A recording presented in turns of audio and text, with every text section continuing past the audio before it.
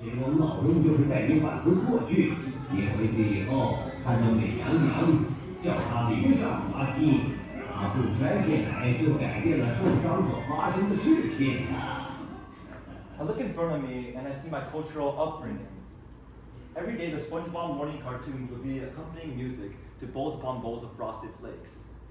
Before the yellow school bus whisked me away to school, and there, we pledged allegiance to the Stars and Stripes, the patriotic essence of American culture.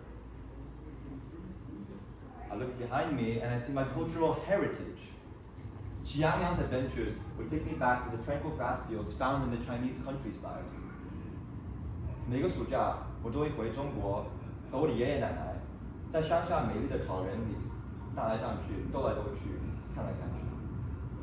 他们会跟我讲，这是你的家乡。After all, familial Chinese roots paint my identity with a distinct mark of cultural heritage.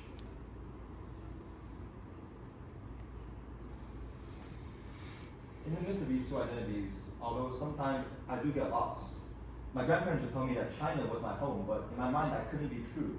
My home was 6,000 miles away in America. And thus, the modern Asian American struggle for identity is a search that I fear will never cease. I'll always be trapped in this cultural limbo of sorts, always feeling like I'm part of both communities, yet never really feeling like I completely belong.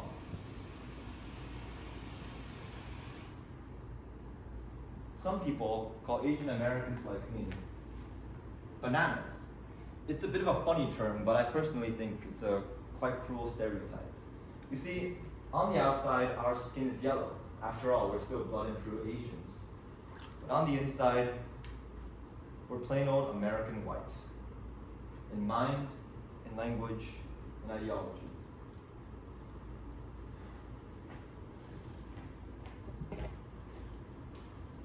I prefer to think of my identity as a blank page that's always being filled in.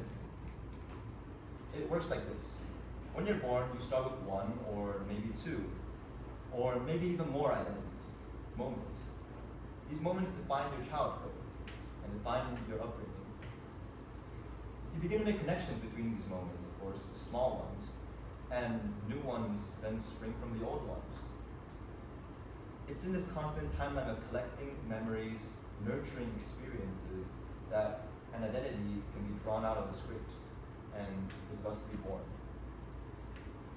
If you take a look at my now somewhat more filled in blank page, my first identity manifests in my American upbringing. This one was my 4-year-old birthday party at Chuck E. Cheese of all places, and I was dressed as Peter Pan. Memories like these surround me in the frames all around me. And then there's my second Chinese identity. Same story. Snippets upon snippets upon snippets of converging experiences give way for rich Chinese culture to become a part of me. And it's in this constant sharing of two identities that I often get lost along the way. And as I look back, the ones that I recall the most also happen to be the ones that I hold most dear to me and are the most personal to me.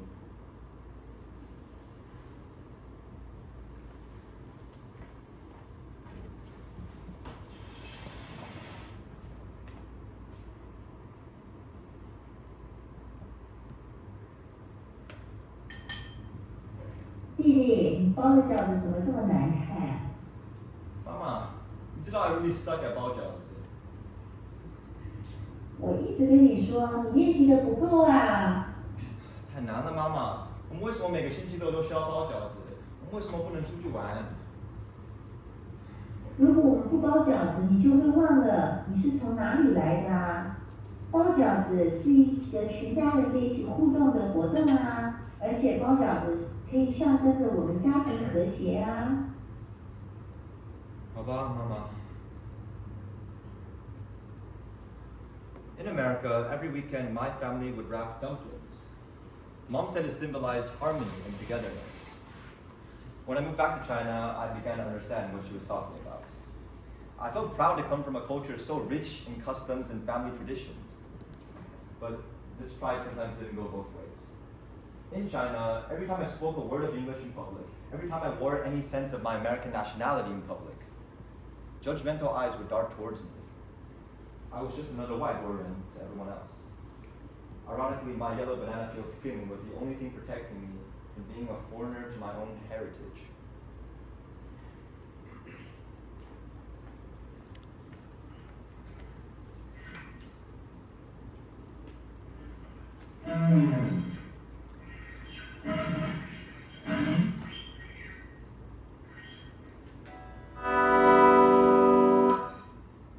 You need a dick? Yeah, sure. Thanks.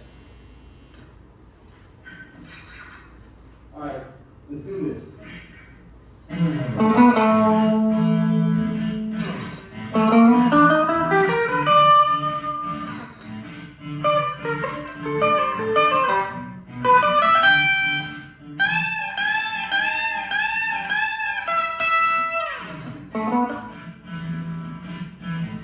In China, playing the American blues would help me remain connected to my childhood roots.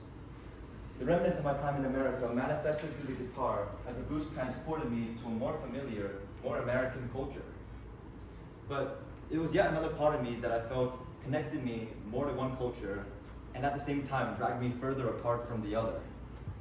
I mean, as I was told once before, what would a Chinese kid know anything about the American blues anyways? And so these contrasting snippets of my Chinese American identities portray the ambiguous and often stigmatized identity of being called a banana. No one knows what it actually means to be called one, it's just a bigoted pun of a stereotype. So I guess I'll have to figure it out for myself going forward. Returning back to the pages that once stood blank, I know deep down that they are filled with experiences that define who I am, both American and Chinese. Maybe there is no obvious connection between the American blues and dumpling rapping, but maybe there doesn't have to be. Cultural hybridity is the idea of a balance of cultures, not a search for similarities. My two distinctive identities happen to create a unique cultural imbalance that wouldn't exist otherwise, and it seeks beauty in its own way. Looking at it like this, I think I quite like being a banana. And just like a banana, perhaps my identity can't be seen by one glance or labeled by stereotypes. Once you peel back all the skin, all the stigmas, nearly all of the internal discord that when you once thought constrained and muddied your sense of self, maybe it's up to me to paint the blank whiteness of the banana flesh with my own unique identity. Hybrid, authentic, and most of all me.